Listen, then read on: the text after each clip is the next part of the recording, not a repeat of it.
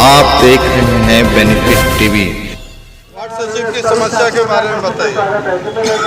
Ward सचिवों के समस्या तो क्या है, वो पूरे बिहार क्या पूरा भारत जान रहा है।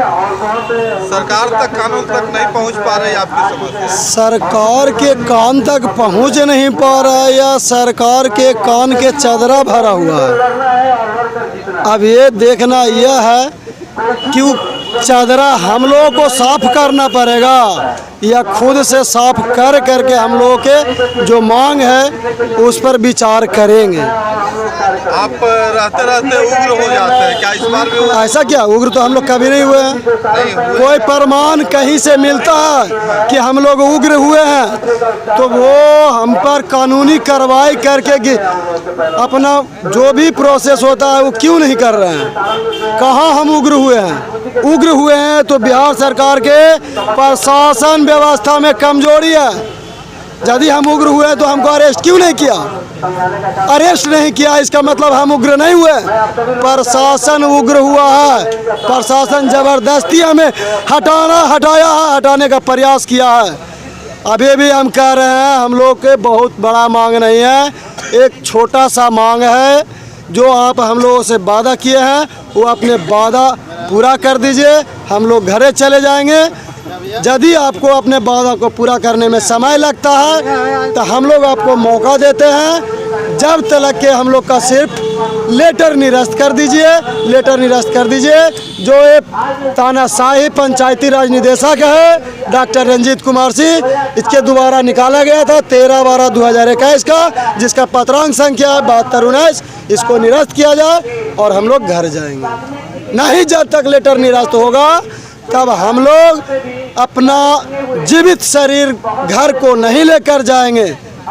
मतलब जब तक हम जीवित हैं जब तक गर्दनी वाक के धरना पर रहेंगे लेटर निरस्त करवाने के लिए। लेटर निरस्त कर देंगे। बेगूसराय से हूँ, मैं एक वार्ड सचिव हूँ और हमारे साथ समस्या ये है कि 7 निश्चय कार्यक्रम जो मुख्यमंत्री महोदय जी का चल रहा था उसमें हम लोगों को सचिव के तौर पर काम करवाया गया और 5 सालों तक काम किया।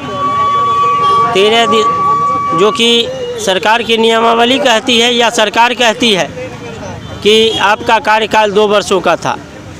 तो मैं सरकार से ये पूछना चाहता हूँ आपके चैनल के माध्यम से, अगर हमारा कार्यकाल 2 वर्षों का था तो आपने 4 साल का क्यों काम करवाया?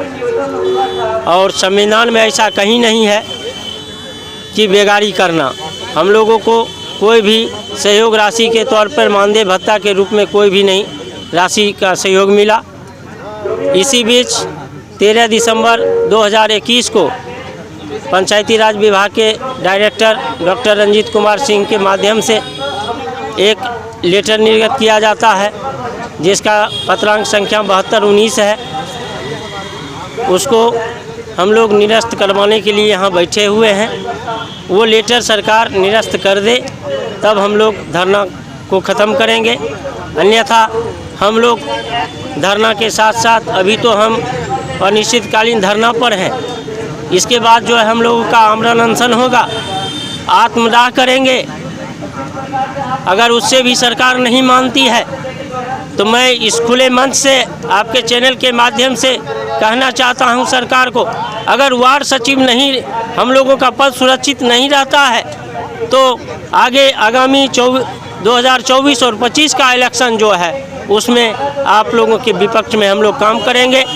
और आप इसका समीकरण तय कर लीजिए। ये 1.25 लाख हम सचिव हैं, इसका बीवी बाल बच्चा परिवार सगा संबंधी जोड़ करके हम लोग 50 लाख की संख्या में आते हैं।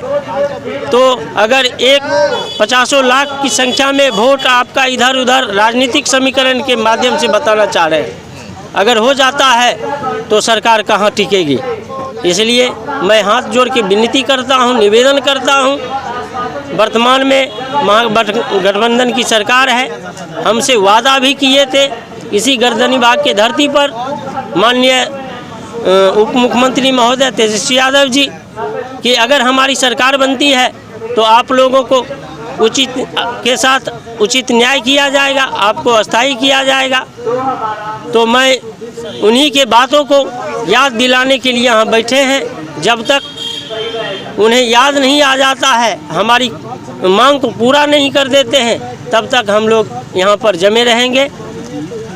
बस यही सरकार से विनती है। लेटर में ऐसा क्या है जो आप लोग विद्रोह कर रहे हैं? उसमें ऐसा ही है कि उस लेटर में लिखा था कि पंचायत आम निर्वाचन चुनाव 2021 के घोषित परिणाम के आलोक में वार्ड सचिव सहित वार्ड क्रियान्वयन प्रबंधन समिति का गठन किया जाए।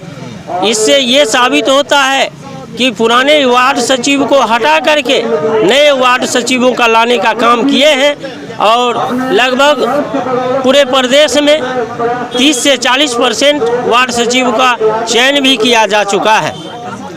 जब हम लोगों ने न्यायालय का शरण लिया एनडीए की सरकार में, तो न्यायालय का कहना हुआ, सरकार का कहना हुआ, आपको वॉलंटियर्स टाइप रखे थे।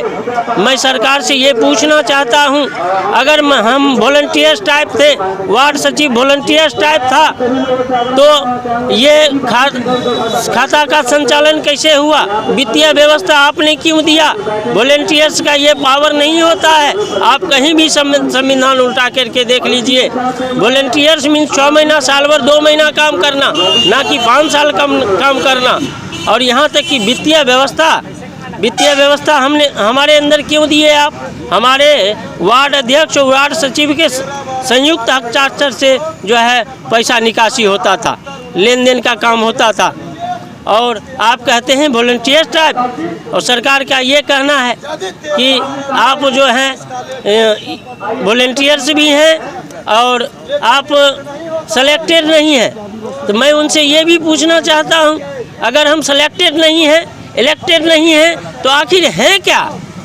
इलेक्शन से तो हुआ नहीं। 50% नए वार्डों की नियुक्ति हो, वार्ड सचिवों की नियुक्ति हो गई है। हाँ, हो गई। उन लोगों को क्या होगा? अभी तक जो है उन लोगों का खाता संचालन जो होता है, खाता भी नहीं खुला है।